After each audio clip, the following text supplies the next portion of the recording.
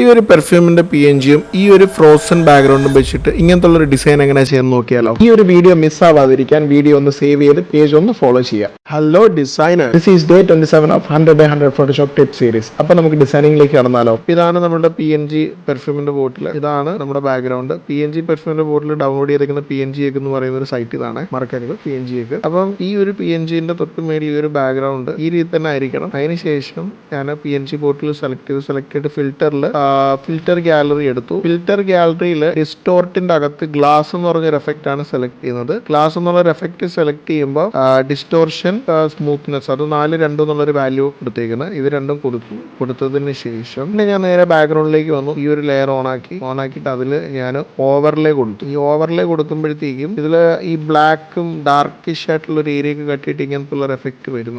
നമുക്ക് അണ്ടർനീത്തുള്ള ഈ ഒരു PNG നമുക്ക് വിസിബിൾ ആയിട്ട് കാണാം. പക്ഷേ എനിക്ക് അപ്പോഴും ഈ ഒരു ലോഗോ ഒന്ന് വിസിബിൾ ആയിട്ട് പറഞ്ഞു. അപ്പോൾ ഞാൻ അതിന് ചെയ്യുന്നത് എന്താണെന്ന് പറഞ്ഞു കഴിഞ്ഞാൽ ഈ ഒരു സ്മാർട്ട് ഫിൽറ്ററിൻ്റെ ഈ ഒരു പോർഷനിൽ ഒരു പോർഷനിൽ ഞാൻ ക്ലിക്ക് ചെയ്തതിന് ശേഷം ബ്രഷ് ടൂൾ എടുത്തിട്ട് ഡ്രോ ചെയ്യുമ്പോഴത്തേക്കും ഇവിടെ ബ്ലാക്ക് ഇവിടെ വൈറ്റ് ആയിരിക്കണം. ഓക്കെ, എന്നിട്ട് ഞാൻ ഒന്ന് വരയ്ക്കുക. ഇത് വരയ്ക്കുമ്പോഴത്തേക്കും ഞാൻ ഈ സ്മാർട്ട് ഒബ്ജക്റ്റിൽ ഈ ഒരു ഗ്ലാസിന്റെ ഫിൽറ്റർ കൊടുത്തു എന്നുണ്ടെങ്കിൽ ബ്ലാക്ക് ചെയ്യുമ്പോഴത്തേക്കും ഒറിജിനൽ ഒരു ഇതിലേക്ക് വരുക. ബ്രഷ് സെറ്റ് ചെയ്യുക, സൈസ്, ഹാർഡ്നെസ് ഒക്കെ ഒന്ന് ഇത് ചെയ്തിട്ട് വരച്ച് കഴിഞ്ഞാൽ കുറച്ചും കൂടെ അടിപൊളിയായിട്ട് കിട്ടും. അപ്പം ബ്രഷ് എടുക്കുമ്പോൾ ഈ ഒരു സെറ്റിങ്സും കൂടെ ഒന്ന് ശ്രദ്ധിക്കുക. അപ്പം ഈ ഒരു പെർഫ്യൂമിന്റെ ഈ ഒരു ബോട്ടിൽ ഈ ഒരു നെയിം നമുക്ക് കുറച്ചും കൂടെ പെർഫെക്റ്റ് ആയിട്ട് നമുക്ക് കിട്ടും. അപ്പോൾ നോക്കിക്കേ ഈ ഒരു ഡിസൈൻ എങ്ങനെയുണ്ട്. അപ്പോൾ ഈ ഒരു വീഡിയോ ഇഷ്ടപ്പെട്ടെന്നുണ്ടെങ്കിൽ പേജ് ഫോളോ ചെയ്യാനായിട്ട് മറക്കരുത്.